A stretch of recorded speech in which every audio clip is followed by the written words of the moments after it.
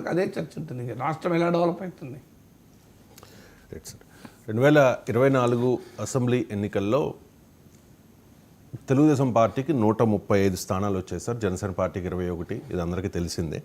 వైసీపీకి 11, బీజేపీకి 8. Vote share చూసుకుంటే కనుక 45.6% టీడీపీకి, వైసీపీకి 39.37%, జనసేన పార్టీకి 6.85%, భారతీయ జనతా పార్టీకి 2.83%.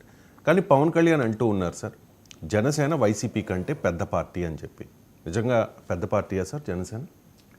అంటే జనసేన పెద్ద పార్టీ అనే కాంటెక్స్ట్ అని అన్నది బహుశా శాసనసభ వేదిక పైన అన్నాడు, బయట అనలేదు కదా. నాకు గుర్తున్నంత వరకు శాసనసభలో అన్నాడు. శాసనసభలో పెద్ద పార్టీయే కదా.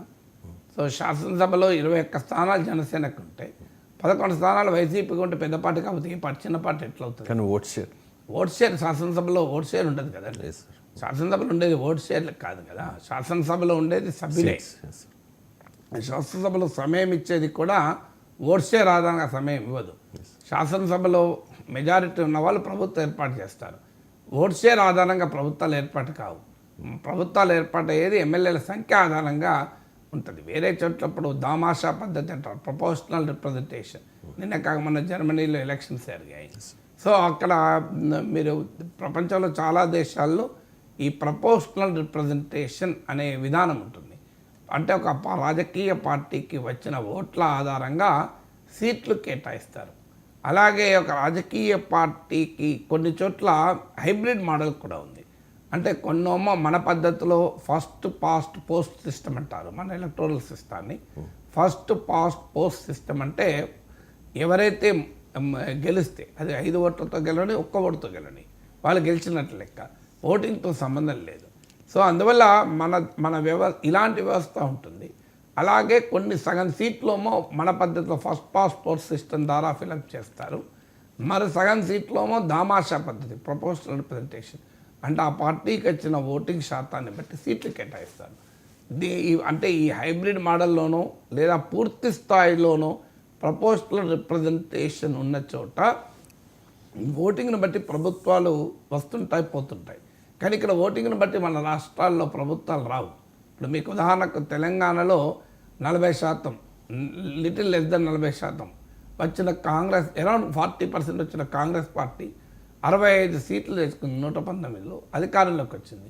మరి అక్కడ ఆంధ్రప్రదేశ్లో అదే నియర్లీ 40% ఓటింగ్ వైసీపీకి వచ్చింది.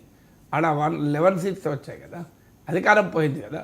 మరి 40% ఓటింగ్ వచ్చిన తెలంగాణలో పార్టీ అధికారంలోకి వచ్చింది. 40% ఓటింగ్ వచ్చిన ఆంధ్రప్రదేశ్లో రాజకీయ పార్టీ 11 సీట్లకే పరిమితమై ప్రతిపక్ష హోదా కొరకు ఇలా తరలాడాల్సిన పరిస్థితి వచ్చింది.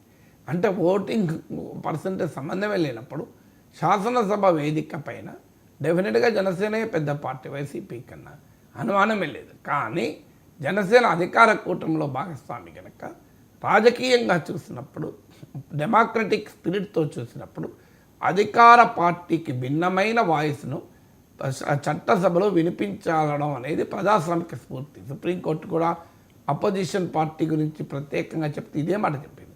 ద ఇంపార్టెన్స్ ఆఫ్ అపోజిషన్ ఏంటంటే ది అదర్ ఒపీనియన్. అధికార కూటమిది ఒక ఒపీనియన్ అయితే సమాజంలో ఏ అధికార పార్టీకి కానీ అధికార కూటమికి కానీ 100% ప్రజల మద్దతు ఉండదు.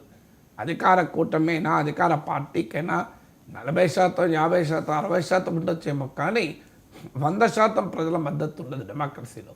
అందువల్ల డెమోక్రసీలో the other than the ruling voice, అంటే అధికార పార్టీ అధికార కూటమి కాని వాయిస్ను వినిపించడానికి ఒక పార్టీ అవసరం. దాన్నే అపోజిషన్ పార్టీ అంటారు. అందువల్ల మెజారిటీ రీత్యా చూస్తే డెఫినెట్గా వైసీపీ కన్నా జనసేనకి ఎక్కువ సీట్లు ఉన్నాయి, పెద్ద పార్టీ శాసనసభ వేదిక పైన. కానీ జనసేన అధికార కూటమిలో ఉంది కనుక ప్రతిపక్ష పార్టీకి 1 సీటు ఉన్నా కూడా దాని ప్రాధాన్యత ఉంటుంది. ఎందుకంటే డెమోక్రటిక్ స్పిరిట్లో ఆ 1 ఎమ్మెల్యే కూడా ద అదర్ వాయిస్ వినిపించగలుగుతాడు. రూలింగ్ వాయిస్ కాకుండా ద అదర్ వాయిస్ ఎవరు వినిపించాలి? ఆ క్రిటికల్ అడ్వర్సోరియల్ వాయిస్ ఉంటుంది. అందుకే మీడియా కూడా ఆ క్రిటికల్ అడ్వర్సోరియల్ పాత్ర పోషించాలి అని ప్రజాస్వామికవాదులు చెప్తుంటారు. అంటే ఒక రకమైన విమర్శక బాధ్యతను సమాజంలో కొన్ని వ్యవస్థలు పోషించాలి. అలా పోషించినప్పుడే డెమోక్రసీ ముందుకు పోతుంది. అందుకే విశ్వవిద్యాలయాలకు స్వయం ప్రతిపత్తి ఇచ్చింది అందుకే. యూనివర్సిటీ స్వతంత్రంగా ఆలోచిస్తూ ఆ సద్విమర్శక బాధ్యత పోషించాలని మీడియా నుంచి కూడా ఎక్స్పెక్ట్ చేసేది ఆ critical adversarial role. Civil society organisations నుంచి ఎక్స్పెక్ట్ చేసేది ఆ క్రిటికల్ అడ్వర్సోరియల్ రోల్. ఆ క్రిటికల్ అడ్వర్సోరియల్ రోల్ ప్లే చేయాల్సింది కూడా అపోజిషనే.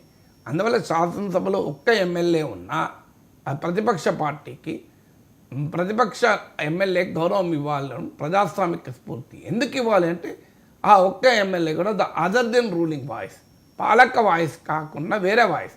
ఇప్పుడు ఎన్ని చెప్పినా జనసేన పాలక వాయిస్ను వినిపిస్తుంది తప్ప 21 మంది ఎమ్మెల్యేలున్నా 40 మంది ఎమ్మెల్యేలున్నా ద అదర్ వాయిస్ అయితే వినిపించదు కదా. ఇప్పుడు ప్రభుత్వం ఒక విధానాన్ని అనుసరిస్తుంది, ఆ విధానం రైట్ అనే చెప్తారు తప్ప 21 మంది జనసేన ఎమ్మెల్యేలు ఇంకో ఆ విధానంలో ఈ తప్పు ఉందని చెప్తారా? అందువల్ల తప్పుందని చెప్పే వాయిస్ అనేది ఎందుకు కీలకం అంటే ప్రజాస్వామ్యంలో భిన్నమైన ఆలోచనల మధ్య ఘర్షణ వల్లనే సమాజం పెరుగుతుంది. లేకపోతే రాచరికము నిరంకుశత్వం అవుతుంది. రాచరికము నిరంకుశత్వంలో ద అదర్ వాయిస్కి అవసరం లేదు. ఎందుకంటే రూలింగ్ వాయిసే అథారిటేటివ్గా ఉంటుంది కనుక రాచరికంలో నిరంకుశత్వంలో మిలిటరీ పాలనలో ఈ అవసరాలు ఉండవు. ద అదర్ వాయిస్తో సంబంధమే లేదు, రూలింగ్ వాయిస్దే నడుస్తుంది. కానీ డెమోక్రటిక్ స్పిరిట్ అది కాదు. డెమోక్రసీ యొక్క లక్షణమే ద రూలింగ్ వాయిస్ను కాన్ఫ్రాంట్ చేసే ద అదర్ వాయిస్ ఉండాలి.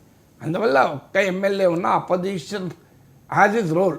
అందువల్ల నా పెద్ద పార్టీ చిన్న పార్టీతో సంబంధం లేదు, సంఖ్యతో కూడా సంబంధం లేదు. ఆ వాయిస్ అది అదర్ వాయిస్ కనుక ఒక్క ఎమ్మెల్యే ఉన్నా గౌరవించాలి. గతంలో ఒక మాట అన్నారు సార్ పవన్ కళ్యాణ్, ప్రభుత్వంలో ఉంటాం అట్ ది సేమ్ టైం ప్రతిపక్షంగానూ ఉంటాము అని చెప్పి. కానీ నిన్న కూడా చెప్పారు సార్, మేమే